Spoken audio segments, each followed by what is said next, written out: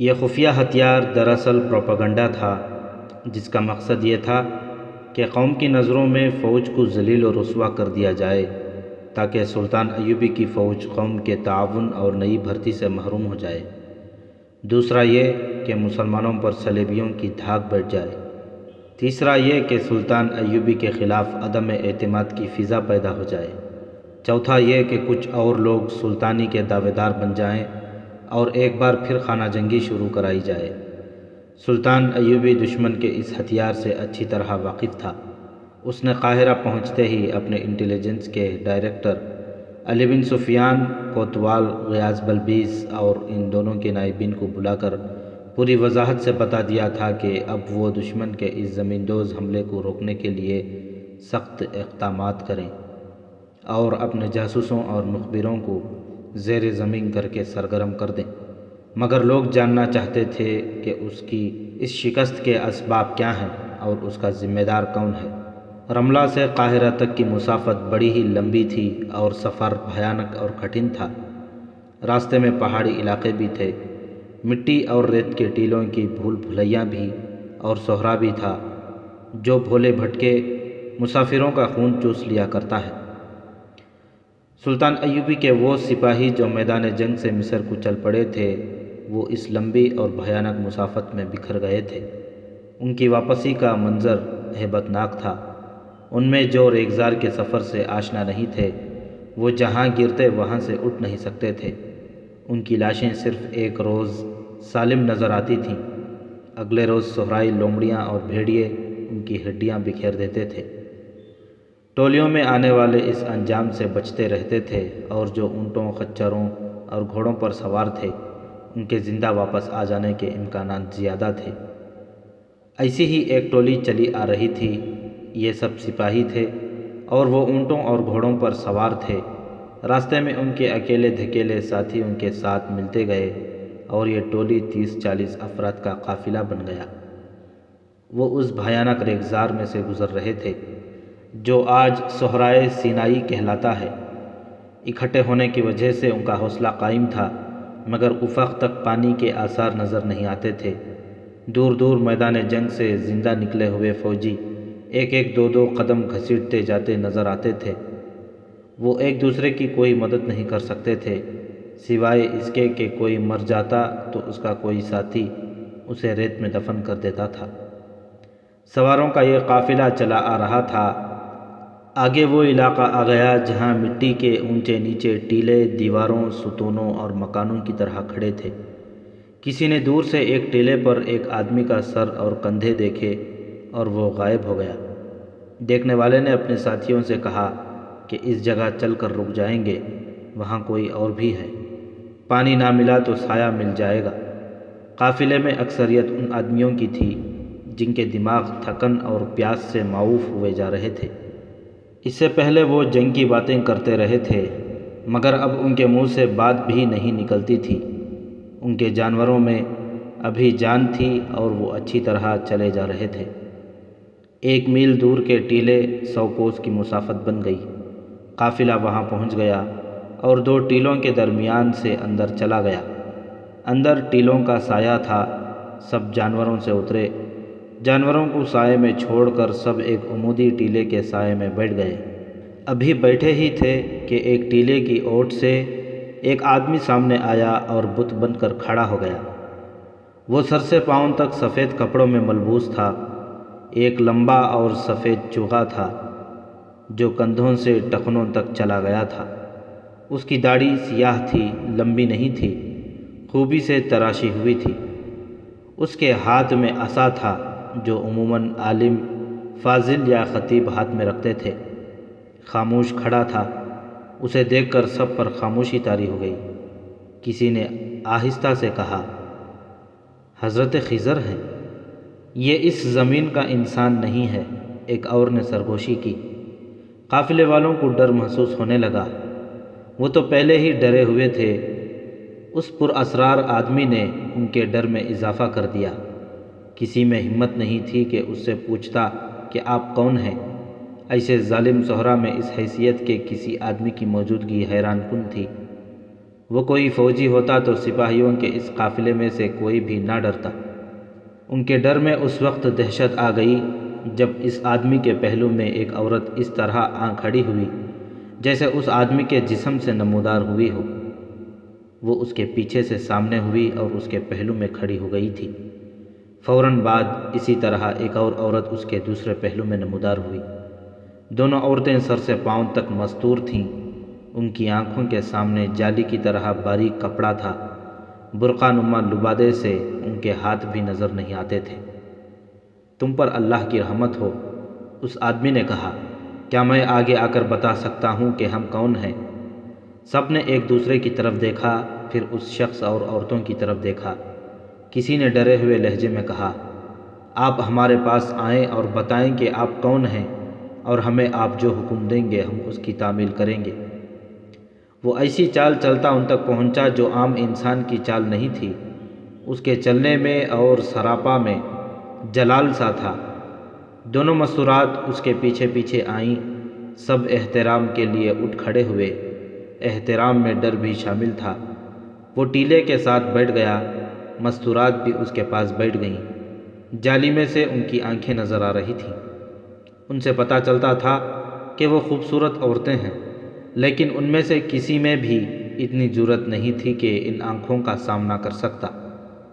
سفید پوش شخص اور ان مستورات کی کپڑوں پر گرد تھی، جس سے معلوم ہوتا تھا کہ وہ سفر میں ہیں۔ میں بھی وہیں سے آیا ہوں جہاں سے تم آ رہے ہو، سیاہ ریش نے بھاگے ہوئے مصری سپاہیوں سے کہا۔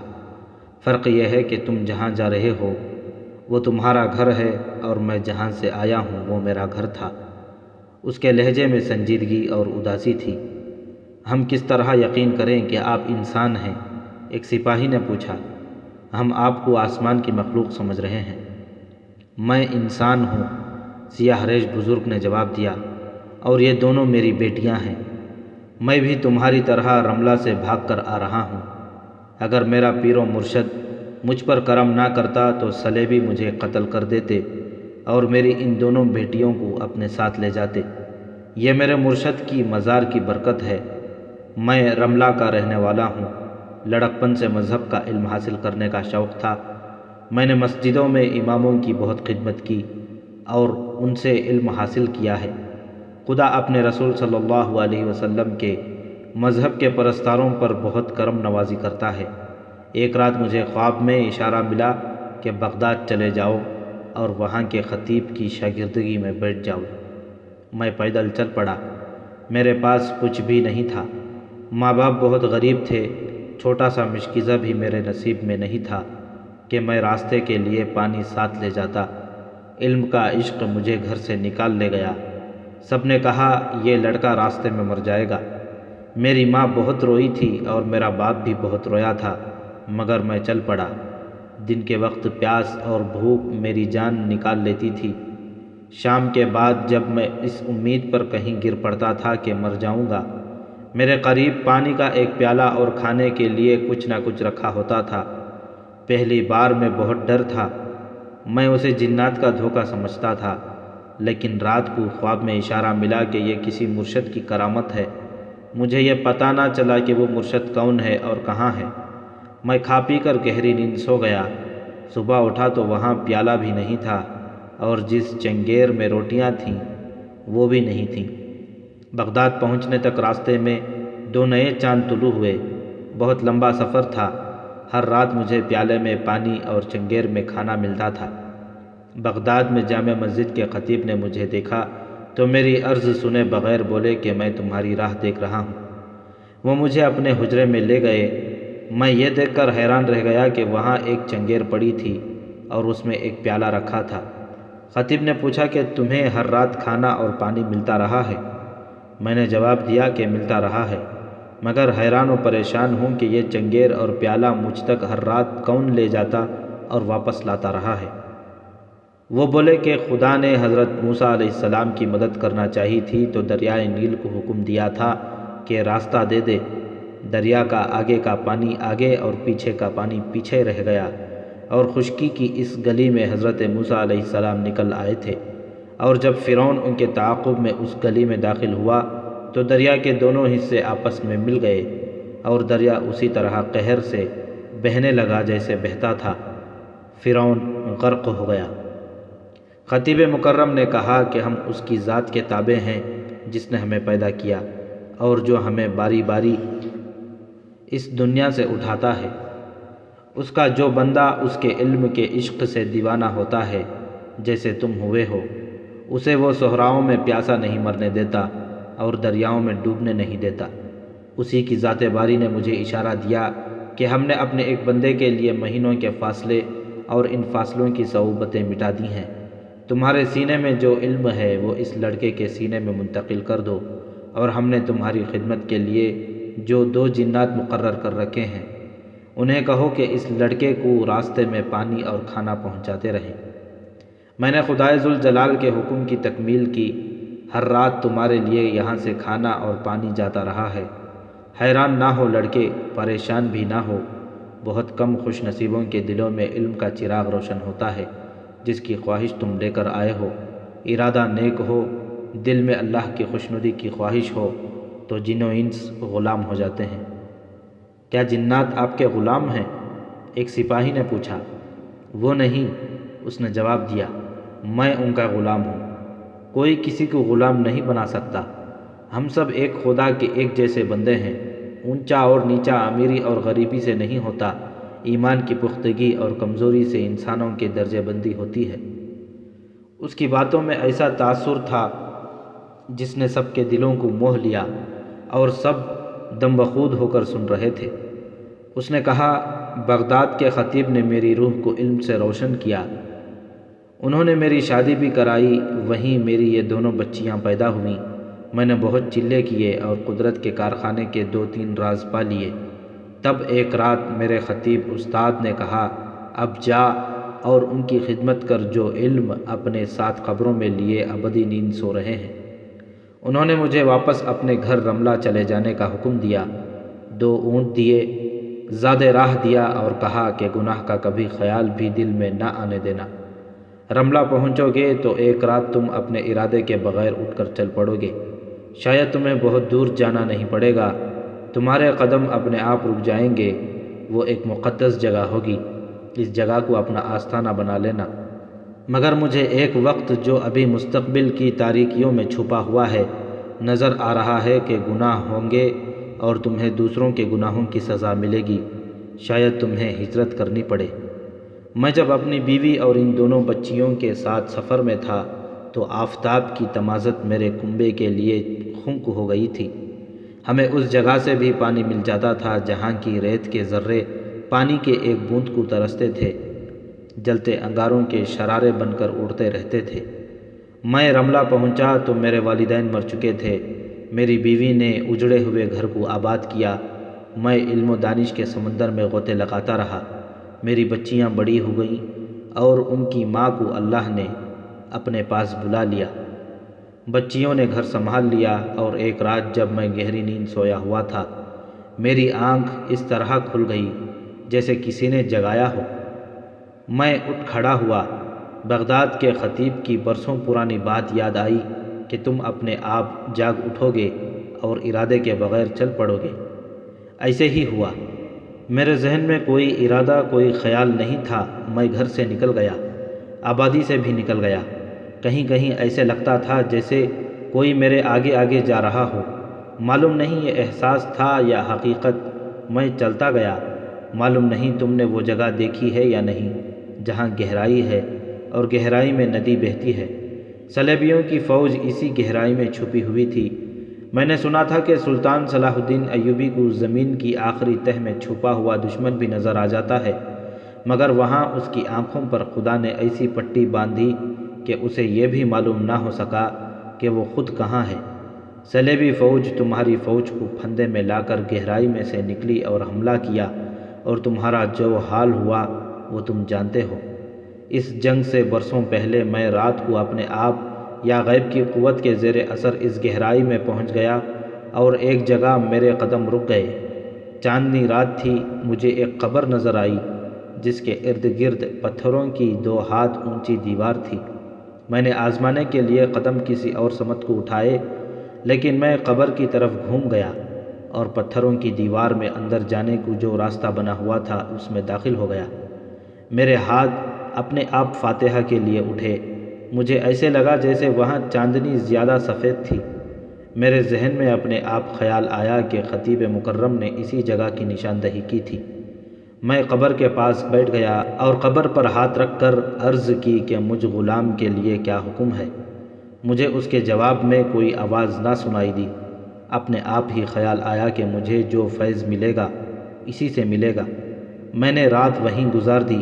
صبح کے وقت ندی میں جا کر وضو کیا اور قبر پر نماز پڑھی۔ وہاں سے جب رخصت ہوا تو مجھ پر خمار سا طاری تھا، جیسے میں نے خزانہ پا لیا ہو۔ اس کے بعد مجھے اس قبر سے اسی طرح اشارے ملنے لگے کہ کوئی آواز نہیں سنائی دیتی تھی۔ میرے دل میں کوئی بات آتی جو میرا یقین بن جاتی تھی۔ میں نے قبروں کی دیواریں اونچی کر کے اوپر گنبد بنوا دیا۔ میں دور دور تک گیا، حلب اور موصل کے علاوہ بیت المقدس تک گیا۔ اب کچھ عرصے سے مجھے اس مزار سے جو اشارے مل رہے ہیں وہ اچھے نہیں تھے۔ یہ جس برگزیدہ انسان کا مزار ہے اس کی روح تڑپتی محسوس ہوتی تھی۔ قبر پر میں نے سبز چادر ڈالی تھی۔ ایک رات چادر پھڑپھڑائی، میں ڈر گیا اور میں نے چادر پر ہاتھ پھیر کر کہا، مرشد میرے لیے کیا حکم ہے؟ مزار کے اندر مجھے آواز سنائی دی، تو دیکھ نہیں رہا کہ مسلمان شراب پی رہے ہیں؟ اس سے پہلے میں نے آواز کبھی نہیں سنی تھی۔ اس نے مجھے کہا، میں مسلمانوں کو شراب کی تباہ کاریوں سے خبردار کروں۔ میں نے حکم کی تعمیل کی، لیکن شراب پینے والے امراء اور حاکم تھے جن کے کانوں تک میری آواز نہ پہنچ سکی۔ پھر ایک رات قبر کی چادر نے پھڑپھڑا کر مجھے بتایا کہ مصر سے آئی فوج مسلمانوں کی آبادیوں میں مسلمانوں کے ساتھ وہی سلوک کر رہی ہے جو صلیبی فوج کیا کرتی ہے۔ اس وقت سلطان صلاح الدین ایوبی کی فوج دمشق میں بھی تھی اور دمشق سے حلب تک اور وہاں سے رملہ تک جگہ جگہ موجود تھی۔ اس فوج کے کمانڈروں نے جس مسلمان گھرانے میں کوئی قیمتی چیز اور رقم دیکھی اٹھا لے گئے۔ انہوں نے پردہ نشین خواتین پر دست درازیاں کیں۔ ان کی دیکھا دیکھی سپاہیوں نے بھی لوٹ مار اور آبرو ریزی شروع کر دی۔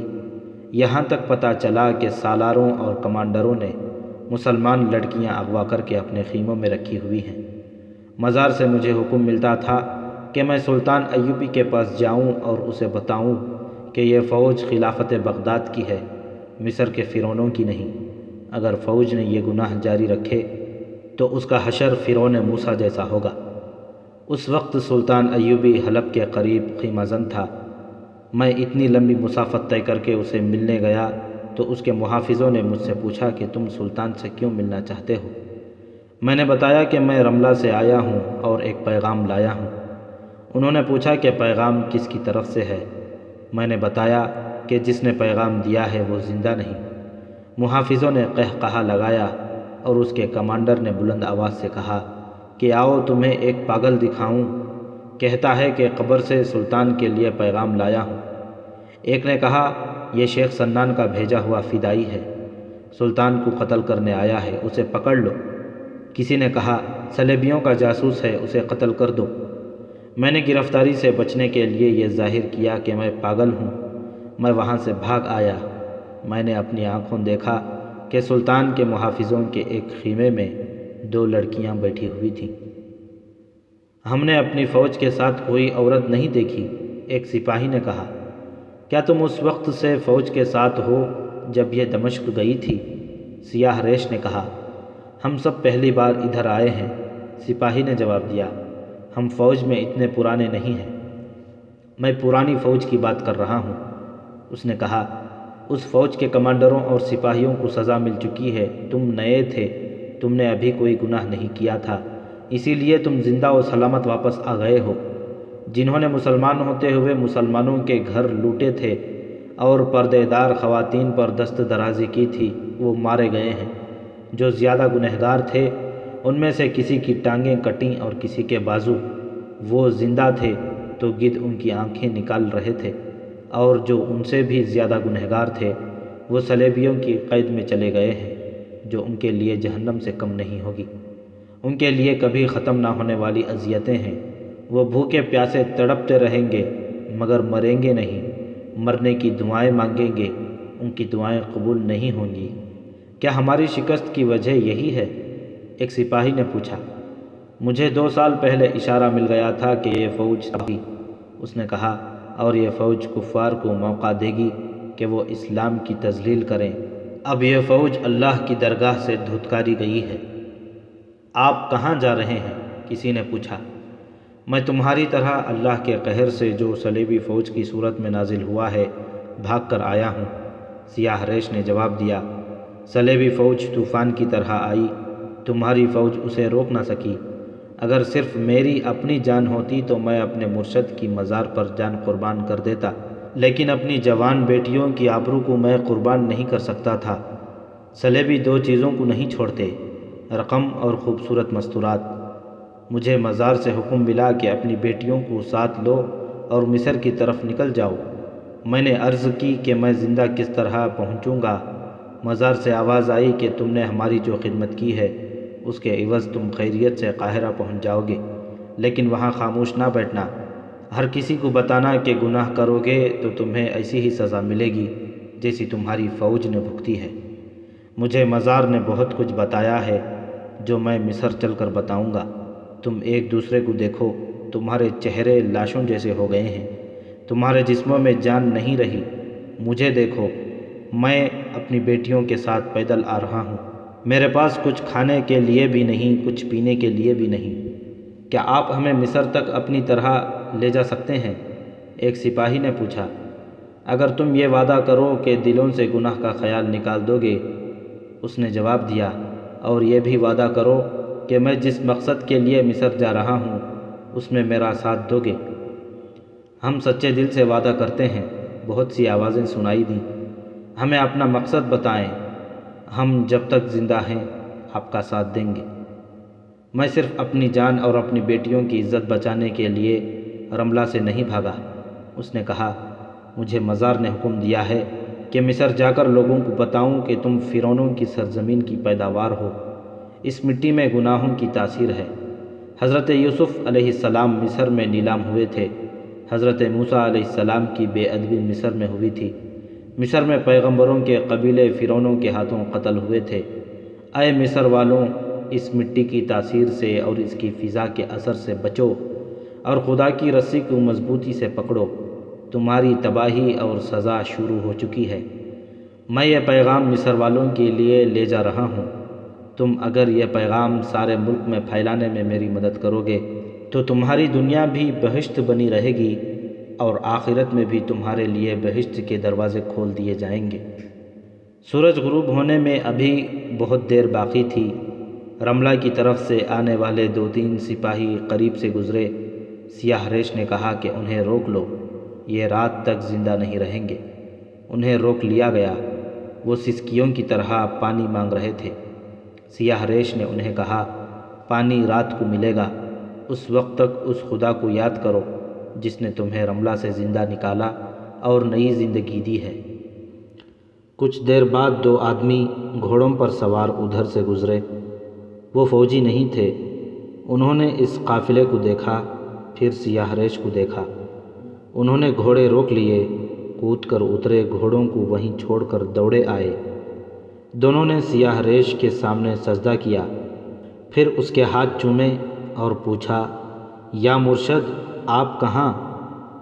اس کا جواب سن کر ان دونوں نے سپاہیوں کو بتایا کہ وہ کتنے خوش نصیب ہیں کہ اللہ کی بھیجی ہوئی اس بزرگ و برتر شخصیت کا ساتھ انہیں میسر آیا ہے۔ انہوں نے یہ بھی بتایا کہ سیاہ ریش نے 1 سال پہلے بتا دیا تھا کہ مصر کی گنہگار فوج اس مزار کے علاقے میں آ گئی تو تباہ ہو جائے گی۔ ادھر ادھر دیکھو، سیاہ ریش نے سب سے کہا۔ جہاں کہیں کوئی بھولا بھٹکا مصر کی طرف جاتا نظر آئے اسے یہاں لے آؤ، رات کو یہاں کوئی بھوکا اور پیاسا نہیں رہے گا۔ گزرنے کا یہی ایک راستہ تھا، باقی تمام علاقہ ٹیلوں کا تھا اور یہ وسیع علاقہ تھا، اس کے اندر جانا بیکار تھا۔ باہر سے ہی پتہ چل رہا تھا کہ یہاں پانی کا نام و نشان نہیں، سب کو موت نظر آ رہی تھی۔ مصر کی سرحد ابھی بہت دور تھی، یہ لوگ سہارے ڈھونڈ رہے تھے۔ وہ سیاہ ریش کے آگے بچھے جا رہے تھے۔ اس کی ہر ایک بات ان کے دلوں میں بیٹھ گئی تھی، مگر پیاس کی شدت سے 2-3 سپاہی غشی کی حالت میں چلے گئے تھے۔ سیاہ ریش انہیں تسلیاں دے رہا تھا۔ سورج غروب ہو گیا، پھر رات تاریک ہو گئی۔ بہت دیر بعد جب سورا خاموش تھا، ٹیلوں کے اندر سے ایک پرندے کی آواز سنائی دی۔ سب چونک اٹھے۔ ایسے جہنم میں جہاں پانی کا تصور بھی نہیں تھا اور موت سر پر منڈلا رہی تھی، وہاں پرندے کی آواز غیر قدرتی تھی۔ یہ پرندہ ہو ہی نہیں سکتا تھا۔ سب کی سانسیں رک گئیں۔ یہ کوئی بدروح ہو سکتی تھی۔ اللہ تیرا شکر ہے، سیاہ ریش نے سکون کی آہ لے کر کہا، میری دعا قبول ہو گئی۔ اس نے اپنے سامنے بیٹھے ہوئے 2 سپاہیوں سے کہا، تم دونوں اس طرف جاؤ، 40 قدم گنو، وہاں سے دائیں کو مڑ جاؤ۔ 40 قدم گنو، وہاں سے بائیں کو مڑ جاؤ۔ آگے کہیں آگ جلتی نظر آئے گی، اس کی روشنی میں تمہیں پانی نظر آئے گا، شاید کھانے کے لیے بھی کچھ ہو۔ جو کچھ وہاں پڑا ہو اٹھا لانا۔ یہ آواز پرندے کی نہیں، غیب کا اشارہ ہے۔ میں نہیں جاؤں گا، ایک سپاہی نے خوفزدہ لہجے میں کہا، میں جنات کی جگہ نہیں جاؤں گا۔ وہ 2 آدمی اٹھ کھڑے جو بعد میں گھوڑوں پر سوار آئے تھے اور سیاہ ریش کے آگے سجدہ کیا۔ ایک نے سپاہیوں سے کہا، مت ڈرو، جنات تمہیں کوئی نقصان نہیں پہنچائیں گے۔ انہیں حکم ملا ہوا ہے کہ یہ بزرگ جہاں جائیں انہیں کھانا اور پانی پہنچاتا رہے گا۔ ہم ان کے معجزے سے واقف ہیں۔ 2-3 آدمی ہمارے ساتھ چلو۔ وہ 2-3 سپاہیوں کو ساتھ لے کر چل پڑے۔ سیاہ ریش کے کہنے کے مطابق انہوں نے قدم گنے اور مڑے۔ 2 ٹیلوں کے درمیان سے گزرے تو انہیں ایک جگہ آگ جلتی نظر آئی۔ سب کلمہ طیبہ کا ورد کرتے آگے بڑھے۔ آگ کی روشنی میں پانی سے بھرے ہوئے 4-5 مشکیزیں پڑے تھے اور کپڑے کے ایک تھیلے میں کھجوریں بھری ہوئی تھیں۔ انہوں نے مشکیزیں اور تھیلا اٹھایا اور سیاہ ریش کے آگے یہ سامان جا رکھا۔ اس نے سب میں تھوڑی تھوڑی کھجوریں تقسیم کیں اور 2 مشکیزیں ان کے حوالے کر کے کہا کہ ضرورت سے زیادہ پانی نہیں پینا، پانی بچانے کی کوشش کریں۔ اس کے بعد کسی شک کی گنجائش نہ رہی کہ سیاہ ریش کوئی عام قسم کا درویش نہیں، اللہ کے مصاحبوں میں سے ہے۔ اس نے سب کو تیمم کرایا اور باجماعت نماز پڑھائی، پھر سب سو گئے۔ ابھی سحر تاریک تھی جب اس نے سب کو جگا دیا اور قافلہ مصر کو روانہ ہو گیا۔ سیاہ ریش کو ایک اونٹ پر اور اس کی بیٹیوں کو دوسرے اونٹ پر سوار کرا دیا گیا۔ راستے میں انہیں 3-4 سپاہی ملے جو مصر کو جا رہے تھے۔ سیاہ ریش نے انہیں پانی پلایا، کھجوریں کھلائیں اور 2 شتر سواروں کے پیچھے انہیں سوار کرا دیا۔ اس قافلے سے دائیں طرف دور ایک اور قافلہ جا رہا تھا۔ کسی نے کہا کہ انہیں بھی ساتھ ملا لیا جائے۔ سیاہ ریش نے کہا کہ وہ ہماری طرح بھاگے ہوئے لوگ معلوم نہیں ہوتے، ان کا اور ہمارا کوئی ساتھ نہیں۔ بہت دنوں بعد سپاہیوں کا یہ قافلہ سیاہ ریش کی قیادت میں مصر کی سرحد پر داخل ہوا۔ وہ 2 آدمی جنہوں نے سیاہ ریش کے آگے سجدہ کیا تھا، راستے میں سپاہیوں کو سیاہ ریش کے معجزے سناتے گئے تھے۔ انہوں نے سپاہیوں سے کہا تھا کہ اسے جو کوئی اپنے گاؤں میں رکھ لے گا، اسے رزق کی کوئی کمی نہیں رہے گی اور خدا اس پر ہمیشہ مہربان رہے گا۔ ایک ہی گاؤں کے 3-4 سپاہی اسے وہاں رکھنے کے لیے تیار ہو گئے۔ سیاہ ریش سے کہا گیا کہ وہ ان کے گاؤں چلے۔ اس نے کچھ باتیں پوچھیں اور ان کے گاؤں جانے پر آمادہ ہو گیا۔ یہ ایک بڑا گاؤں تھا جو قاہرہ سے دور نہیں تھا۔ قافلہ جب اس گاؤں میں داخل ہوا تو سپاہیوں کو دیکھ کر گاؤں کے لوگ ان کے ارد گرد جمع ہو گئے۔ ان کے جانوروں کے آگے چارہ ڈالا، قافلے والوں کو کھانا اور پانی دیا اور ان سے محاذ کی باتیں سننے بیٹھ گئے۔ انہیں سیاہ ریش کے متعلق بتایا گیا کہ خدا کے مصاحبوں میں سے ہے اور اسے خدا جنات کے ہاتھوں رزق پہنچاتا ہے۔ لوگوں کو اس کی مختصر سی داستان حیات بھی سنائی گئی۔ اس دوران وہ آنکھیں بند کیے مراقبے میں رہا۔ اس کی بیٹیوں کو اس گاؤں کا رہنے والا ایک سپاہی اپنے گھر لے گیا۔ محاذ کا راز مجھ سے پوچھو، سیاہ ریش نے کہا۔ یہ سپاہی ہیں، یہ صرف لڑتے ہیں، انہیں کچھ علم نہیں کہ انہیں لڑانے والوں کی نیت کیا ہے۔ ان چند ایک سپاہیوں نے جنہیں میں صحرا کی آگ سے زندہ نکال لایا ہوں اس فوج کے گناہوں کی سزا بھگتی ہے جو ان سے بہت پہلے ملک شام کو گئی تھی۔ اس فوج نے ہر میدان میں فتح حاصل کی جو وہاں کی وادیاں اور وہاں کے صحرا سلطان ایوبی زندہ باد کے نعروں سے گونجتے لرزتے رہے۔ اس فوج نے ہر جگہ زر و جواہرات اور عورتیں دیکھیں۔ وہاں کی عورتیں مصر کی عورتوں سے زیادہ خوبصورت ہیں۔ فتح کے نشے نے اس فوج میں فرعونیت پیدا کر دی۔ دماغوں میں صرف مال غنیمت رہ گیا۔ پھر اس فوج کے سالاروں، کمانڈروں اور سپاہیوں نے قوم کی عزت اور غیرت کو خیر بات کہا اور مسلمانوں کے گھروں میں بھی لوٹ مار شروع کر دی۔ جہاں کوئی خوبصورت عورت اور جوان لڑکی نظر آئی اسے بے آبرو اور اغوا کیا۔ یہ سب مسلمان مستورات تھیں، انہیں خیموں میں رکھا گیا۔ کیا سلطان صلاح الدین ایوبی اندھا تھا؟ کسی نے قہر آلود آواز میں پوچھا۔ وہ دیکھ نہیں سکتا تھا کہ اس کی سپاہ کیا کر رہی ہے؟ خدا جب سزا دینے کا فیصلہ کر لیتا ہے تو اماموں، عالموں اور حکمرانوں کی عقل پر بھی پردہ ڈال دیتا ہے، سیاہ ریش نے کہا۔ سلطان صلاح الدین ایوبی خود فتح کے نشے میں بدمست ہو گیا تھا۔ وہ شاید خدا کے وجود کو اور اس کی لاٹھی کو بھول گیا تھا۔ اس کے گرد اس کے محافظوں اور عیاش سالاروں نے ایسا گھیرا ڈال رکھا تھا کہ کسی مظلوم کی فریاد اس تک پہنچ ہی نہیں سکتی تھی۔ جو بادشاہ فریادوں کے لیے انصاف کے دروازے اور اپنے کان بند کر لیتا ہے وہ اللہ کی بخشش سے محروم ہو جاتا ہے۔ مجھے 2 سال سے اشارے مل رہے تھے کہ یہ فوج اعمال بد سے باز نہ آئی تو تباہ ہوگی۔ مجھے راتوں کو غیب کی آوازیں سنائی دیتی رہیں، مگر جن کے لیے آوازیں آتی تھیں ان کے کان بند تھے۔ پھر خدا نے یوں کیا کہ ان کی آنکھوں پر پٹیاں باندھ دیں، اور سلطان صلاح الدین ایوبی جو میدان جنگ کا بادشاہ ہے اور جسے صلیب کے کفار میدان جنگ کا دیوتا کہتے ہیں، عقل کا ایسا اندھا ہوا کہ ساری چالیں بھول گیا۔ اس کی چال دشمن چل گیا اور اسے ایسی شکست ہوئی کہ تنہے تنہا مصر پہنچا۔ ہم صلیبیوں سے شکست کا انتقام لیں گے، ایک جوشیلے دیہاتی نے کہا۔ ہم اپنے بیٹوں کو قربان کر دیں گے۔ فتح اور شکست خدا کے اختیار میں ہے، سیاہ ریش نے کہا۔ اس کی ذات نے حکم کا شکست دیا ہو تو بندوں کا جوش سرد پڑ جاتا ہے۔ میں بھی اسی لیے یہاں آیا ہوں کہ مصر کے بچے بچے کو شکست کا انتقام لینے کے لیے تیار کروں، لیکن سزا کا وقت ابھی ختم نہیں ہوا۔ تم اگر اپنے بیٹوں کو فوراً فوج میں بھرتی کرا کے محاذ پر بھیج دو گے تو وہ مریں گے اور شکست کھائیں گے۔ ہر عمل کے لیے ایک وقت مقرر ہوتا ہے، وہ وقت ابھی دور ہے۔ جب تم شکست کو فتح میں بدل دو گے، سب سے پہلے خدا کو یاد کرو، اس سے اپنے ان بیٹوں کے گناہوں کی بخشش مانگو جنہیں تم نے ملک شام میں بھیجا تھا۔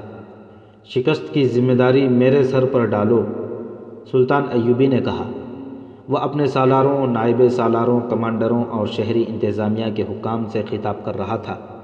شکست کے اسباب بڑے واضح ہیں۔ مجھ سے یہ غلطی ہوئی ہے کہ میں نئی بھرتی لے کر گیا۔ اگر میں زیادہ انتظار کرتا اور مصر میں بیٹھا رہتا تو دشمن سارے شام میں پھیل جاتا۔ میں نے فوج کی جس کمی کو نئے سپاہیوں سے پورا کیا ہے اس کے متعلق تم جانتے ہو کہ اس کا ذمہ دار کون ہے، لیکن میں اب اس بحث میں وقت ضائع نہیں کروں گا کہ اس کا ذمہ دار فلاں ہے اور وہ گناہ فلاں نے کیا ہے۔ اگر جرم عائد کرنے ہیں تو مجھ پر کرو، فوج کو میں نے لڑایا ہے۔ اگر چالیں غلط تھیں تو میری تھیں، اس کا کفارہ مجھے ادا کرنا ہے اور میں کروں گا۔ فتح اور شکست ہر معرکے کا انجام ہوتا ہے۔ آج ہم اس انجام سے دوچار ہوئے ہیں جس کے لیے تم ذہنی طور پر تیار نہیں تھے، اسی لیے تم سب کے چہروں پر اداسی اور آنکھوں میں بے چینی ہے۔ اگر تم مجھے شکست کی سزا دینا چاہتے ہو تو میں اس کے لیے بھی تیار ہوں۔ میرے کانوں میں یہ آوازیں بھی پہنچ رہی ہیں کہ میری فوج شام میں جا کر آبرو ریزی، لوٹ مار اور شراب خوری کی عادی ہو گئی تھی۔ مجھے یہ بھی بتایا جا رہا ہے کہ میں نے خلیفہ بغداد پر دہشت طاری کرنے کے لیے دانستہ شکست کھائی ہے، اور میں شکست کو فتح میں بدل کر خلیفہ کو اپنا مرید بنانے کی کوشش کروں گا۔ مجھے فرعون تک کہا جا رہا ہے۔ میں کسی بھی الزام کا جواب نہیں دوں گا۔ ان الزامات کا جواب میری زبان نہیں، میری تلوار دے گی۔ میں الفاظ سے نہیں، عمل سے ثابت کروں گا کہ یہ کس کے گناہ تھے۔ جن کی سزا مجھے اور میرے مجاہدین کو ملی ہے۔ اتنے میں دربان نے اطلاع دی کہ حمات سے قاصد آیا ہے۔ سلطان ایوبی نے اسے فوراً اندر بلایا۔ گرد و غبار سے اٹے ہوئے اور تھکن سے چور قاصد نے سلطان ایوبی کو العادل کا پیغام دیا۔ پیغام کھول کر پڑھا تو سلطان ایوبی کے آنکھوں میں آنسو آ گئے۔ اس نے پیغام ایک سالار کے ہاتھ دے کر کہا، یہ پڑھ کر سب کو سناؤ۔ جوں جوں سالار پیغام پڑھتا جا رہا تھا، سب کی آنکھوں میں چمک آتی جا رہی تھی۔ سسکیوں کی طرح 3-4 سرگوشیاں سنائی دیں، زندہ باد، زندہ باد۔ یہ گنہگاروں کا کارنامہ ہے، سلطان ایوبی نے کہا۔ تم میں سے جو قاہرہ میں تھے نہیں جانتے کہ العادل کے پاس کتنی فوج ہے۔ تم یہ بھی نہیں جانتے کہ بالڈوین کے پاس 10 گنا زیادہ فوج تھی۔ اس کے سوار زرہ پوش ہیں، اس کے پیادے لوہے کے خود پہنتے ہیں۔ کیا العادل کے مجاہدین نے ثابت نہیں کر دیا کہ ہم شکست کو فتح میں بدل سکتے ہیں؟ کیا تم مجھ سے یہ توقع رکھتے ہو کہ سر پکڑ کر بیٹھ جاؤں، اگلی جنگ کی تیاری کروں؟ مجھے فوج کی بھرتی دو، تمہیں قبلہ اول پکار رہا ہے۔ میں دشمن کے ساتھ کوئی سمجھوتا اور کوئی معاہدہ نہیں کروں گا۔ العادل کے پیغام نے جہاں سلطان ایوبی کو حوصلہ دیا، وہاں تمام سالاروں وغیرہ کے بھی مجروح حوصلے تر و تازہ ہو گئے۔ ان میں سے بعض کے دلوں میں سلطان ایوبی اور اس کی فوج کے خلاف شکوک پیدا ہو گئے تھے، وہ صاف ہونے لگے۔ العادل نے اسی ایک معرکے پر اکتفا نہیں کی، اس نے اپنے دستوں کو 30 سے 40 کی نفری کے جیشوں میں تقسیم کر دیا اور انہیں اس علاقے میں لے گیا جہاں بالڈوین کی فوج خیمہ زن ہو گئی تھی۔ العادل نے اپنے جیشوں کے کمانڈروں کو شب خون مارنے اور غائب ہو جانے کی ہدایات دیں۔ مقصد یہ تھا کہ دشمن کو پریشان رکھا جائے تاکہ وہ پیش قدمی بھی نہ کر سکے اور آرام سے بھی نہ بیٹھ سکے۔ بالڈوین پہلے ہی بہت نقصان اٹھا چکا تھا۔ وہ اس ارادے سے اتنی زیادہ فوج لے کر آیا تھا کہ دمشق تک کے علاقے پر قبضہ کر لے گا۔ اب اس کی یہ حالت ہو گئی تھی کہ ہر رات خیمہ گاہ کے کسی نہ کسی حصے پر تیروں کی بوچھاڑ ہوتی یا حملہ ہوتا تھا۔ فوج کے بیدار ہونے تک حملہ آور دور نکل گئے ہوتے تھے۔ بالڈوین نے فوج کو تمام تر علاقے میں دور دور پھیلا دیا۔ العادل کے چھاپہ ماروں کو پکڑنے کے لیے اس نے بھی ٹولیاں تیار کیں جو رات کو گشت پر رہتی تھیں، مگر ہر صبح بالڈوین کو یہ خبر سننی پڑتی تھی کہ آج فلاں کیمپ پر حملہ ہوا ہے یا فلاں ٹولی ماری گئی ہے۔ وہ علاقہ پہاڑی تھا، اس سے العادل کے چھاپہ مار جیش خوب فائدہ اٹھا رہے تھے، مگر یہ فائدہ العادل کو بہت مہنگا پڑ رہا تھا۔ چھاپہ مار اتنی دلیری سے شب خون مارتے تھے کہ دشمن کے کیمپ کے اندر چلے جاتے اور ان میں سے چند ایک جانیں قربان کر دیتے تھے۔ اس طریقہ جنگ اور اس قربانی سے العادل کوئی علاقہ فتح نہیں کر سکتا تھا۔ وہ دشمن کو وہاں سے پیچھے بھی نہیں ہٹا سکتا تھا۔ لیکن یہ فائدہ کچھ کم نہ تھا کہ صلیبیوں کی اتنی بڑی فوج پیش قدمی کرنے کے قابل نہیں رہی۔ اگر بالڈوین پیش قدمی کرتا تو آمنے سامنے کی جنگ میں العادل اتنی قلیل فوج سے اس کے سامنے 2 گھنٹے بھی نہیں ٹھہر سکتا تھا۔ اس نے بالڈوین کے کیمپ میں کام کرنے والے مقامی لوگوں میں اپنے جاسوس بھی چھوڑ رکھے تھے۔ وہ دشمن کی ذرا ذرا سی حرکت کی اطلاع العادل کو دے دیتے تھے۔ ایک بار ان جاسوسوں میں سے ایک نے صلیبیوں کے اس خشک گھاس کے پہاڑ جیسے انبار کو آگ لگا دی جو انہوں نے گھوڑوں کے لیے جمع کر رکھا تھا۔ العادل کو اطلاع مل چکی تھی کہ دمشق سے تھوڑی سی کمک آ رہی ہے، حلب سے کمک ملنے کی توقع نہیں تھی۔ الملک الصالح نے پیغام کا جواب دیا تھا کہ صلیبی فرینکس، جنہیں فرنگی کہا جاتا تھا، قلعہ ہرن کو محاصرے میں لینا چاہتے ہیں۔ اگر انہوں نے ایسا ہی کیا تو ان پر حلب کی فوج سے حملہ کیا جائے گا۔ چند ایک یورپی مورخوں نے صلیبی جنگوں کے اس دور کے متعلق لکھا ہے کہ رملہ کی شکست کے بعد اسلامی فوج کو ختم کر دیا گیا۔ اس کے جو دستے بچ گئے تھے انہوں نے لوٹ مار کو پیشہ بنا لیا۔ وہ صلیبیوں کے فوجی قافلوں کو لوٹ لیتے تھے۔ حقیقت یہ تھی کہ لوٹ مار خود صلیبی کرتے تھے۔ زیادہ تر مورخ اس کی تصدیق کرتے ہیں۔ اس سے پہلے بھی اس سلسلے کی کہانیوں میں مورخوں کے حوالے سے بیان کیا گیا ہے کہ صلیبی فوج مقبوضہ علاقوں میں مسلمان قافلوں کو لوٹ لیا کرتی تھی، اور یہ لوٹ مار اس طرح کی جاتی تھی جیسے یہ کوئی فوجی ڈیوٹی ہو۔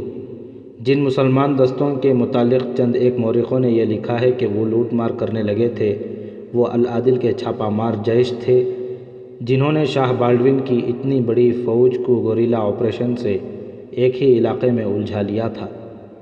پہلے کہا جا چکا ہے کہ شب خون گوریلا آپریشن العادل کو مہنگا پڑ رہا تھا، لیکن اس کے ٹروپس کا جذبہ ایسا تھا کہ کوئی سپاہی منہ نہیں پھیرتا تھا۔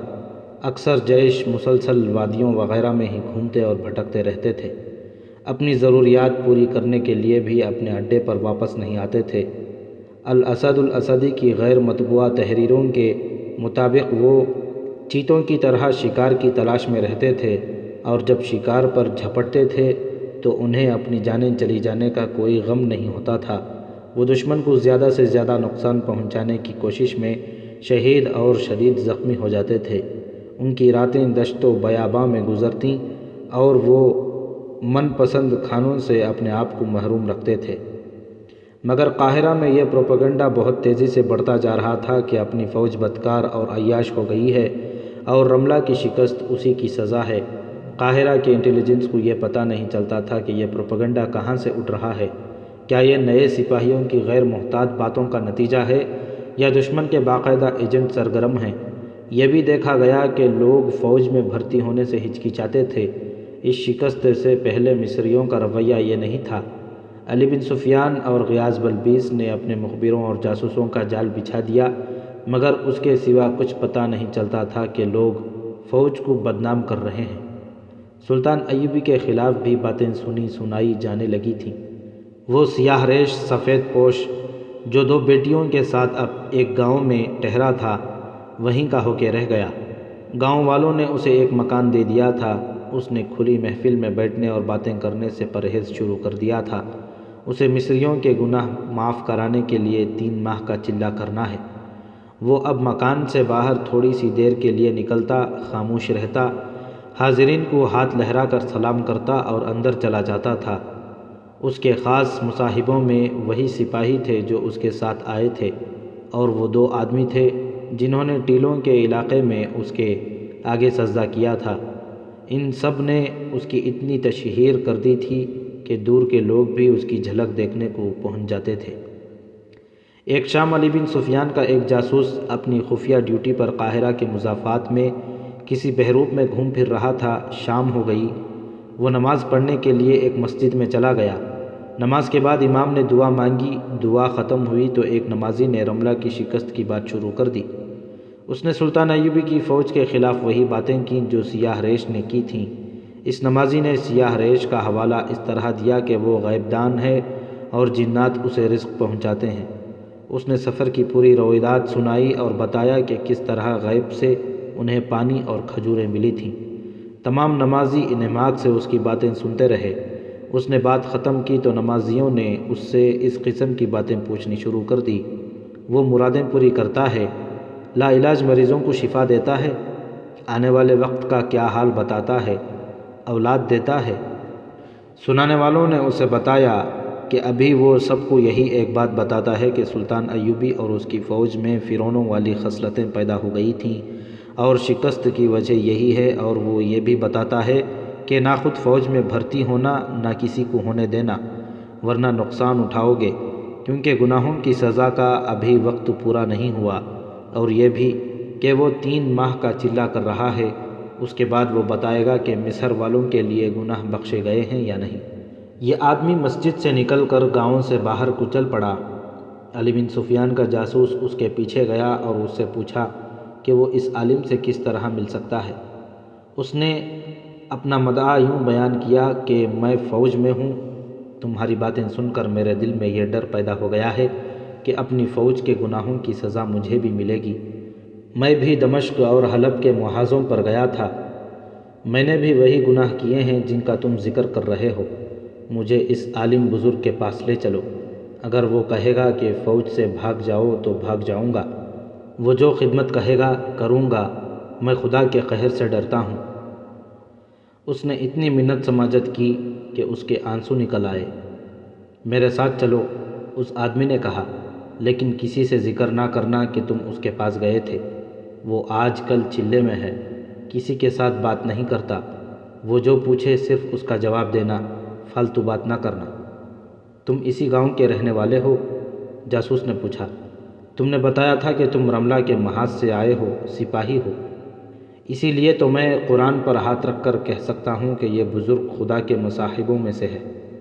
سپاہی نے کہا، میں نے میدان جنگ کا قہر دیکھا ہے اور میں نے سفر کا قہر بھی دیکھا ہے، لیکن اس بزرگ نے ریگزار کو گلزار بنا دیا تھا۔ میں اب فوج میں واپس نہیں جا رہا۔ گاؤں دور نہیں تھا، وہ باتیں کرتے پہنچ گئے۔ رات گہری ہو چکی تھی۔ سپاہی نے جاسوس کو اندھیرے میں کھڑا رہنے کو کہا اور اس مکان میں چلا گیا جہاں سیاہ ریش سفید پوش رہتا تھا۔ تھوڑی دیر بعد واپس آیا۔ سپاہی نے کہا کہ وہ پیچھے والے دروازے سے اندر چلا جائے۔ وہ خود اس کے آگے آگے چل پڑا اور دونوں دروازے میں داخل ہو گئے۔ دیوڑی سے گزرے، صحن سے گزرے اور ایک کمرے میں داخل ہو گئے۔ صحن میں روشنی تھی۔ دونوں لڑکیاں جنہیں سیاہ ریش نے اپنی بیٹیاں بتایا تھا ایک اور کمرے میں تھیں۔ انہیں جب صحن میں قدموں کی آہٹ سنائی دی تو دونوں نے دریچے کا کیواڑ ذرا سا کھول کر دیکھا۔ ایک لڑکی اتنی چونکی کہ اس کے منہ سے اوہ نکل گئی۔ کیا ہوا؟ دوسری لڑکی نے پوچھا۔ کون ہے یہ؟ شاید مجھے دھوکہ ہوا ہو، اس نے جواب دیا۔ میں نے اس شخص کو کہیں پہلے بھی دیکھا ہے، اور گہری سوچ میں کھو گئی۔ جاسوس نے کمرے میں جا کر سیاہ ریش کے آگے سجدہ کیا، اس کے پاؤں پر ماتھا رگڑا۔ وہ فرش پر دری بچھا کر بیٹھا ہوا تھا۔ جاسوس نے گڑ گڑا کر التجا کی کہ اسے گناہوں کی بخشش دلائی جائے۔ اس نے وہی باتیں کیں جو وہ سپاہی کے ساتھ کر چکا تھا۔ اس کی آنکھوں میں آنسو آ گئے۔ سیاہ ریش نے اپنی تسبیح اس کے سر پر پھیری اور مسکرا کر اس کے سر پر ہاتھ رکھا۔ اس سے میری تسکین نہیں ہوگی، جاسوس نے آنسو بہاتے ہوئے کہا۔ اپنی زبان سے مجھے تسکین دیں، مجھے کوئی حکم دیں جو میں بجا لاؤں۔ مجھے حکم دیں کہ میرا جو ایک ہی بچہ ہے اسے آپ کے قدموں میں ذبح کر دوں۔ مجھے حکم دیں کہ سلطان ایوبی کو قتل کر دوں تو میں آپ کا یہ حکم بھی بجا لاؤں گا۔ کچھ بولیں، کچھ کہیں، پھر دیکھیں میں کیا کرتا ہوں۔ ایک اور آدمی اندر آ گیا تھا اور وہ جاسوس کی باتیں غور سے سن رہا تھا اور اسے بڑی گہری نظروں سے دیکھ رہا تھا۔ اس نے جاسوس سے کہا، تم اتنے بیزار اور بے تاب کیوں ہوئے جا رہے ہو؟ تم اب مرشد کے سائے میں آ گئے ہو۔ میرے گناہ اتنے گھناؤنے ہیں جو مجھے راتوں کو سونے بھی نہیں دیتے، جاسوس نے کہا۔ میں نے حماد کے قریب ایک گاؤں میں ایک مسلمان گھرانے کی لڑکی کو اغوا کرنے کے لیے لڑکی کے جوان بھائی کو قتل کر دیا تھا۔ اگر میں فوج میں نہ ہوتا تو مجھے جلاد کے حوالے کر دیا جاتا، لیکن مجھے کسی نے پوچھا تک نہیں۔ سیاہ ریش نے آنکھیں بند کر لیں، اس کے ہونٹ ہل رہے تھے۔ اس نے دونوں ہاتھ اوپر اٹھائے، پھر جاسوس کی طرف اشارہ کیا۔ ذرا دیر بعد وہ مسکرایا۔ جاسوس سے کہا، بہت مشکل سے تمہارے ساتھ بات کرنے کی اجازت لی ہے۔ غور سے سنو، ہم تمہارے گناہ بخشوا دیں گے۔ تم کل پھر یہاں آؤ۔ کسی کے ساتھ ذکر نہ کرنا ورنہ تمہارے خاندان کا انجام بہت خوفناک ہوگا۔ یہ آدمی سپاہی تمہیں گاؤں سے باہر ملے گا اور میرے پاس لے آئے گا۔ تمہارے ماتھے پر لکھا ہے کہ تمہارے گناہ بخشے جائیں گے، بلکہ تمہیں اور تمہارے خاندان کو اتنا رزق حلال ملے گا جو تم نے کبھی خواب میں بھی نہیں دیکھا۔ اب چلے جاؤ، کل آ جانا۔ سیاہ ریش پھر مراقبے میں چلا گیا۔ سپاہی نے اور دوسرے آدمی نے جاسوس کو اٹھایا اور صحن میں لے جا کر اسے سیاہ ریش کی ایسی معجزہ نما باتیں سنائیں جنہوں نے جاسوس کو مسحور کر لیا۔ دونوں لڑکیاں دریچے کے کیواڑ کے اوٹ سے اسے دیکھ رہی تھیں۔ جو لڑکی اسے پہلی بار دیکھ کر چونکی تھی، اس نے دوسری لڑکی سے کہا تھا، اسے میں نے پہلے بھی کہیں دیکھا ہے، یہ دھوکہ نہیں، وہی ہے، وہی ہے۔ یہ وہی معاملہ معلوم ہوتا ہے جو ہم پہلے بھی پکڑ چکے ہیں۔ یہ جاسوس اپنے محکمے کے حاکم اعلیٰ علی بن سفیان کو بتا رہا تھا۔ وہی مراقبہ، چلہ، جنات اور لوگوں کے جذبات کے قبضے میں لے کر ان پر اپنا جادو چلانا۔ اپنی فوج کا جو سپاہی مجھے اس کے پاس لے گیا تھا وہ صرف فوج کے خلاف باتیں کرتا تھا۔ وہ اس قسم کی باتیں مسجد میں نمازیوں کے ساتھ کر رہا تھا۔ اس نے میرے ساتھ جو باتیں کیں ان سے پتہ چلتا تھا کہ اس کے اور بھی کئی ساتھی ہیں اور وہ مسجدوں میں جا کر نمازیوں کو فوج کے خلاف اکساتے ہیں۔ محاذ کی جھوٹی باتیں سناتے ہیں اور زور اس پر دیتے ہیں کہ فوج میں بھرتی ہونا گناہ ہے۔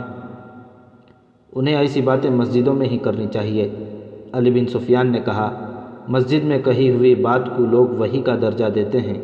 لوگ جذبات کے غلام ہیں، اسی کو مرشد مان لیتے ہیں جو ان کے جذبات کو پہلے بھڑکائے پھر الفاظ میں اس کی تسکین کر دے۔ تم کل پھر وہاں جاؤ، مجھے وہ گاؤں اور مکان سمجھا دو، ادھر ادھر دیکھ کر زیادہ سے زیادہ معلومات لانے کی کوشش کرنا۔ تمہاری لائی ہوئی اطلاع کے بعد ہم وہاں چھاپا ماریں گے۔ مجھے ڈر ہے کہ چھاپے سے وہاں کے لوگ مشتعل ہو جائیں گے۔ جاسوس نے کہا، سپاہی نے بتایا تھا کہ گاؤں کا بچہ بچہ اس کا مرید ہو چکا ہے اور دور دور سے لوگ اس کی زیارت کے لیے آتے ہیں۔ ہمیں لوگوں کے ساتھ نہیں چلنا۔ علی بن سفیان نے کہا، لوگوں کے جذبات کا خیال صرف وہ حکمران رکھا کرتے ہیں جو ان پر حکومت کرنا چاہتے ہیں۔ ایسے حکمران لوگوں کے جذبات سے کھیلا کرتے ہیں تاکہ رعایا خوش رہے اور ان کے آگے سجدے کرے۔ ہمیں سلطنت اسلامیہ اور انہی لوگوں کے وقار کا تحفظ کرنا ہے۔ ہم ان لوگوں کو حقیقت دکھائیں گے۔ ہم انہیں سلطان صلاح الدین ایوبی کا غلام اور مرید نہیں بنانا چاہتے۔ ہم انہیں بتانا چاہتے ہیں کہ اسلام کے پاسبان تم بھی اتنے ہی ہو جتنا تمہارا سلطان ہے۔ ہم انہیں اسلام کا دشمن دکھائیں گے۔ ہم قوم پر جذبات پرستی کا نشہ طاری کر کے اسے سلانا نہیں چاہتے۔ قوم کو حقائق کے جھٹکے دے کر جگانا ہے۔ تم جا کر وہ بھی دیکھو جو تمہیں ابھی نظر نہیں آیا۔ جاسوس کے وہاں جانے کا وقت رات کا تھا۔ علی بن سفیان نے بھیس بدلا اور اس گاؤں میں چلا گیا۔ اس نے مکان بھی دیکھ لیا اور اس نے لوگوں کی عقیدت مندی کی بےتابیاں بھی دیکھ لیں۔ لوگوں کی باتیں بھی سنیں۔ فوج کے خلاف طوفان اٹھایا جا رہا تھا۔ علی بن سفیان نے مکان کے پچھواڑے کو دور سے دیکھا۔ وہاں چھوٹا سا ایک دروازہ تھا جو بند تھا۔ وہاں درخت تھے اور دائیں بائیں دو مکانوں کے پچھواڑے تھے۔ اس طرف کوئی انسان نہیں تھا۔ ہجوم مکان کے سامنے تھا۔ دروازہ کھلا اور ایک سفید ریش آدمی پرانے سے چوغے میں ملبوس دروازے سے نکلا۔ علی بن سفیان آؤٹ میں ہو گیا۔ اس نے کھلے ہوئے دروازے میں ایک خوبصورت اور جوان لڑکی کو کھڑے دیکھا۔ لڑکی نے فوراً دروازہ بند کر دیا۔ سفید ریش آدمی ہاتھ میں لاٹھی لیے جھکا جھکا گاؤں سے نکل گیا۔ علی بن سفیان اسے دیکھتا رہا۔ دور جا کر وہ رک گیا اور ادھر ادھر دیکھنے لگا۔ ایک طرف سے ایک گھوڑ سوار آیا۔ سفید ریش آدمی گھوڑے پر سوار ہو گیا اور قاہرہ کی طرف چلا گیا۔ جو آدمی گھوڑا لایا تھا وہ گاؤں کی طرف چلا گیا۔ علی بن سفیان اپنے گھوڑے پر سوار ہوا اور سفید ریش سوار کے پیچھے گیا مگر فاصلہ رکھا۔ سفید ریش نے کئی بار پیچھے دیکھا۔ علی بن سفیان اس کے پیچھے جاتا رہا۔ آگے جا کر سفید ریش نے قاہرہ کے راستے کے بجائے گھوڑا دوسرے راستے پر ڈال دیا۔ رفتار معمولی تھی۔ علی بن سفیان نے بھی گھوڑا اسی راستے پر ڈال دیا۔ قاہرہ شہر نظر آ رہا تھا، دور نہیں تھا۔ ادھر ادھر ایک ایک دو دو جھونپڑیں یا خیمے نصب تھے۔ کہیں خانہ بدوشوں نے ڈیرے ڈال رکھے تھے۔ سفید ریش سوار نے کئی راستے بدلے اور وہ پیچھے دیکھتا رہا۔ علی بن سفیان اس کے پیچھے رہا۔ سفید ریش کی بے چینی صاف ظاہر ہونے لگی تھی۔ آخر اس نے قاہرہ کا رخ کر لیا اور گھوڑے کی رفتار ذرا تیز کر لی۔ علی بن سفیان نے بھی باغوں کو جھٹکا دیا، ہلکی سی ایڑ لگائی اور گھوڑے کی چال بدل کر تیز ہو گئی۔ فاصلہ 15-20 قدم رہ گیا۔ وہ اب شہر میں تقریباً داخل ہو چکے تھے۔ سفید ریش سوار نے گھوڑا روک لیا اور علی بن سفیان کے راستے میں ہو گیا۔ علی بن سفیان نے بھی گھوڑا اس کے قریب جا کر روکا۔ تم کوئی رہزن معلوم ہوتے ہو؟ سفید ریش سوار نے کہا اور خنجر نکال لیا۔ بولا، میرا پیچھا کیوں کر رہے ہو؟ علی بن سفیان نے دیکھا کہ اس کی سفید داڑھی سے اس کی عمر 70 برس کے اوپر لگتی تھی، مگر چہرہ، آنکھیں اور دانت بتاتے تھے کہ 40 سے بہت کم ہے۔ علی بن سفیان بھی بہروپ میں تھا۔ اس نے اپنے کمر بند سے 1.25 گز لمبی تلوار لٹکا رکھی تھی جو اس کے چوغے میں چھپی ہوئی تھی۔ اس نے بجلی چمکنے جیسی پھرتی سے تلوار نکال لی۔ داڑھی اتارو، اس نے سفید ریش کے پہلو میں تلوار رکھ کر کہا، اور میرے آگے آگے چل پڑو۔ سفید ریش کی آنکھیں ٹھہر گئیں۔ علی بن سفیان نے تلوار کی نوک اس کی کنپٹی پر رکھ کر داڑھی میں الجھائی اور جھٹکا دیا۔ وہاں سے داڑھی چہرے سے الگ ہو گئی، آدھا چہرہ ننگا ہو گیا۔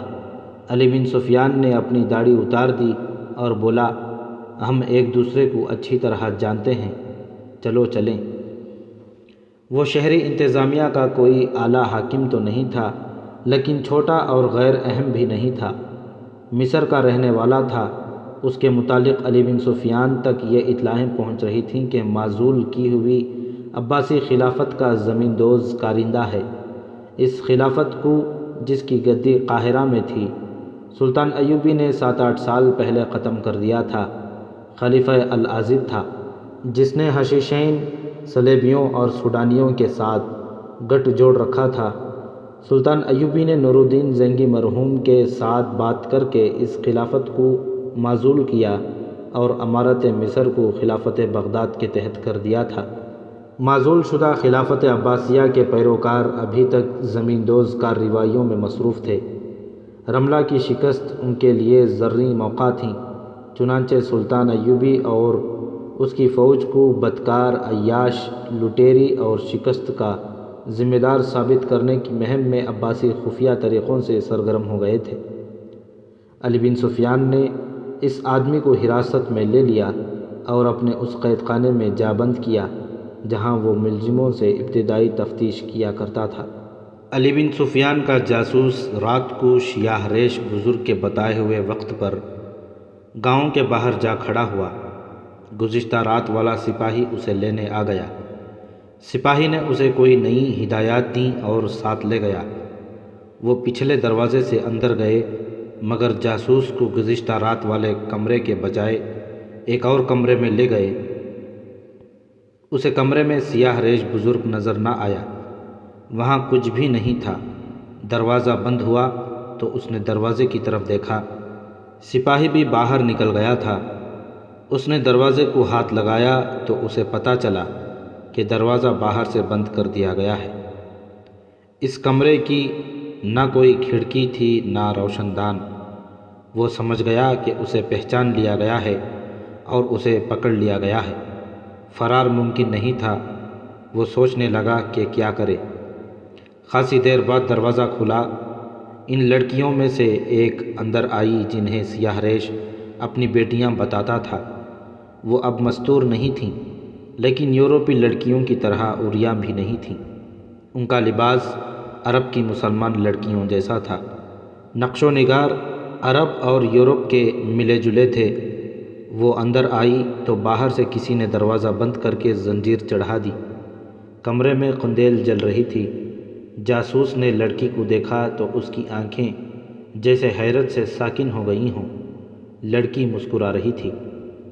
پہچاننے کی کوشش کر رہے ہو؟ لڑکی نے کہا۔ اتنی جلدی بھول گئے؟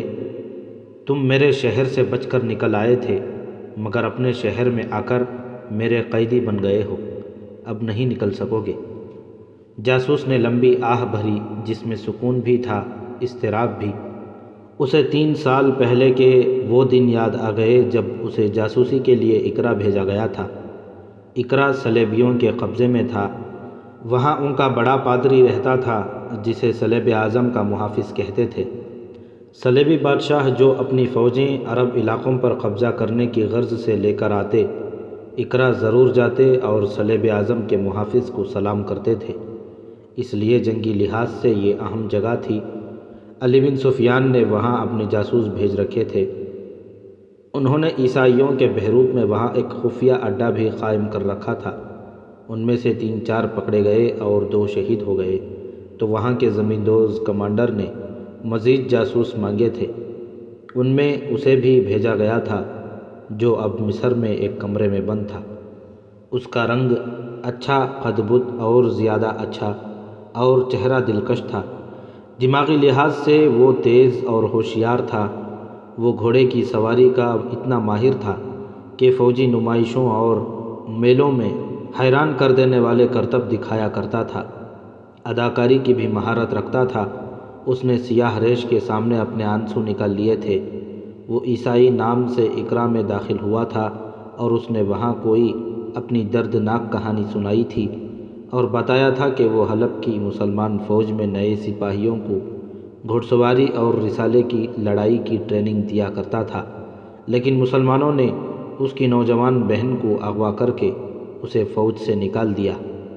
اس کی اداکاری سے متاثر ہو کر اسے سواری کی ٹریننگ دینے کے لیے رکھ لیا گیا تھا، لیکن اس کے شاگرد فوجی نہیں تھے بلکہ جوان لڑکیاں تھیں اور بڑے بڑے فوجی افسروں کے لڑکے۔ اسے پتہ چلا کہ ان لڑکیوں کو مسلمان علاقوں میں جاسوسی کے لیے تیار کیا جا رہا ہے، پھر مرد بھی اس کے حوالے کیے جانے لگے۔ یہ سب صلیبی جاسوس تھے۔ وہ ان میں گھل مل گیا اور ان سے اسے بڑی قیمتی معلومات مل جاتی تھیں۔ یہ لڑکی جو اب قاہرہ کے مضافات کے ایک گاؤں میں اسے کہہ رہی تھی کہ اب نہیں نکل سکو گے، اقرا میں اس کی شاگرد تھی۔ وہ جاسوسی کا تجربہ رکھتی تھی، گھوڑ سواری نہیں جانتی تھی۔ علی بن سفیان کا یہ جاسوس اسے اچھا لگنے لگا تھا۔ پھر استادی شاگردی بڑے گہرے لگاؤ کی صورت اختیار کر گئی۔ لڑکی نے یہاں تک ارادہ کر لیا تھا کہ وہ اس آدمی کی خاطر جاسوسی جیسا ذلیل پیشہ ترک کر دے گی اور اس کی بیوی بن کر باعزت زندگی گزارنے لگے گی۔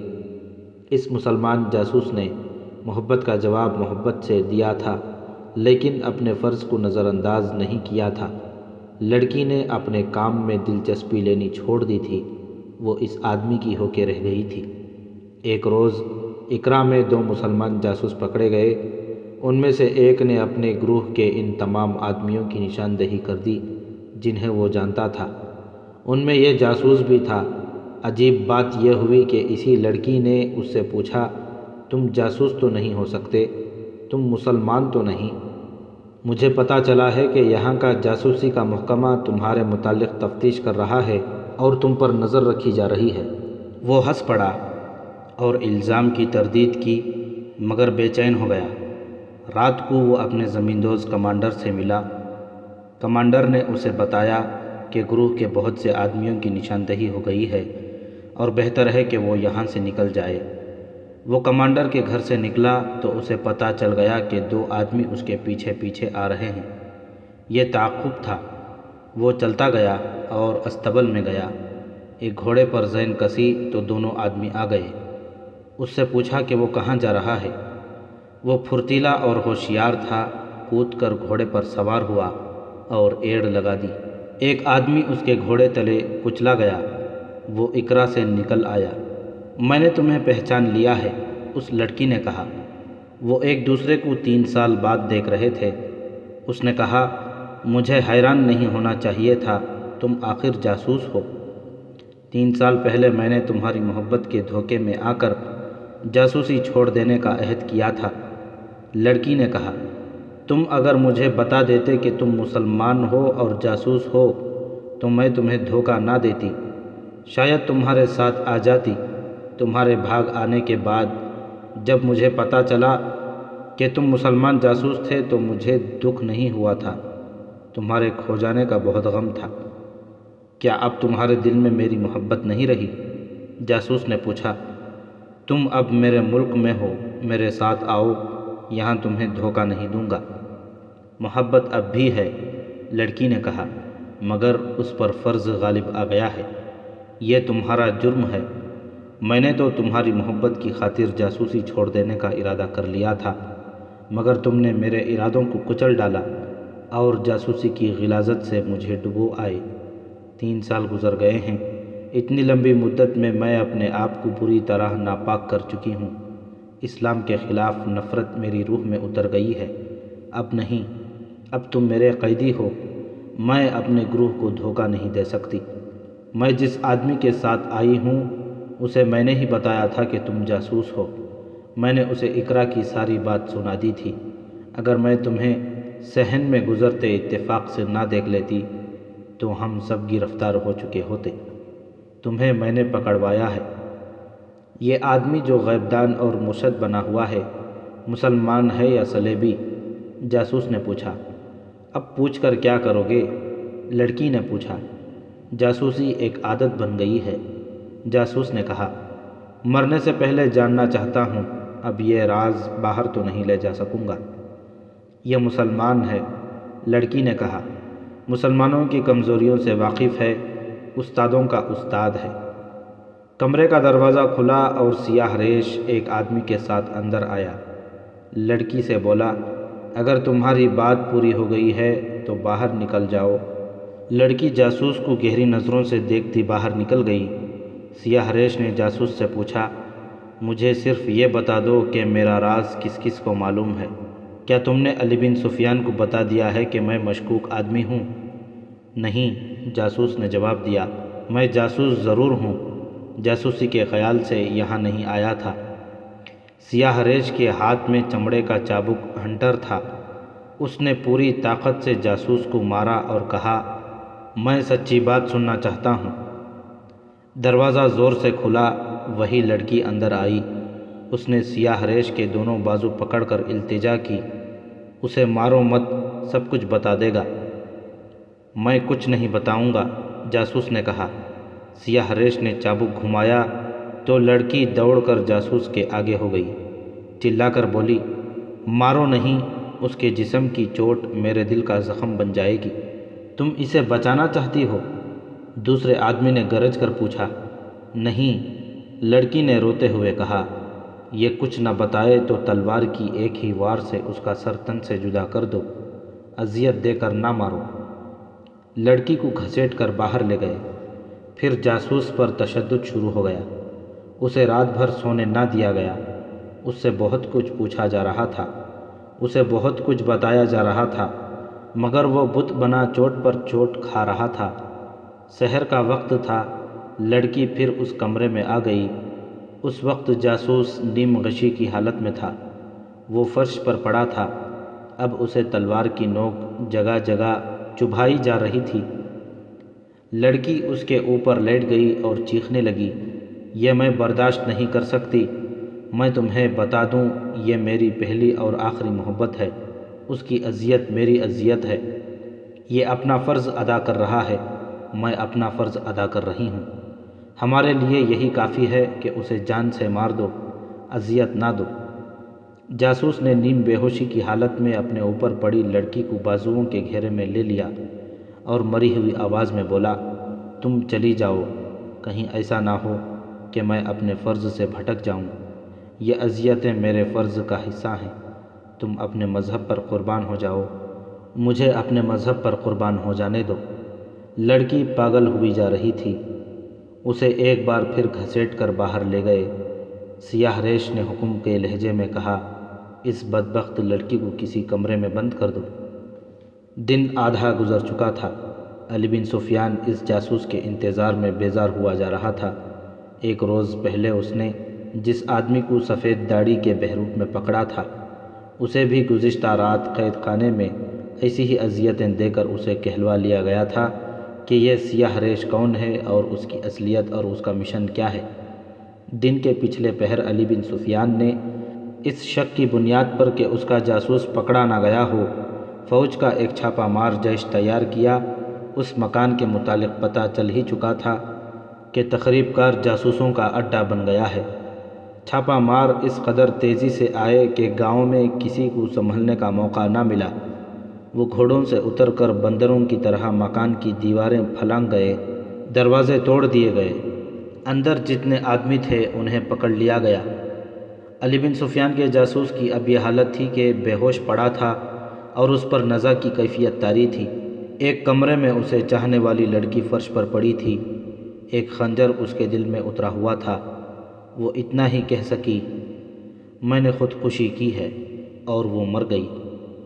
سیاہ ریش کو اس ہجوم کے سامنے کھڑا کیا گیا جو گاؤں کے اندر اور باہر جمع تھا، اور اسے کہا گیا کہ وہ لوگوں کو بتائے کہ اس کی اصلیت کیا ہے اور وہ کس مقصد کے تحت فوج اور سلطان کو بدنام کر رہا تھا۔ اس نے بتا دیا، ایک لڑکی مر چکی تھی، دوسری کو لوگوں کے سامنے لایا گیا اور بتایا گیا کہ یہ لڑکی مسلمان نہیں صلیبی ہے۔ یہ بھی سب کو بتا دیا گیا کہ ٹیلوں کے علاقے میں آگ کے قریب جو پانی اور کھجوریں پڑی تھیں وہ اس کے گروہ کے آدمیوں نے رکھی تھیں۔ یہ گروہ اس سے دور دور سفر کرتا تھا۔ علی بن سفیان نے اپنے تہہ خانے میں اس آدمی اور اس کے گروہ سے جو باتیں اگلوائیں ان سے پتہ چلا کہ اس نے محاذ سے بھاگے ہوئے نئے فوجیوں کو اپنے اثر میں لے لیا تھا۔ اس کے ساتھ اپنے آدمی بھی تھے۔ یہ تمام لوگ مسجدوں میں اور ان جگہوں پر جہاں لوگ اکٹھے ہوتے تھے مصر کی فوج کے خلاف باتیں کرتے تھے۔ مقصد یہ تھا کہ قوم اور فوج کے درمیان شکوک اور نفرت کی دیوار کھڑی کی جائے۔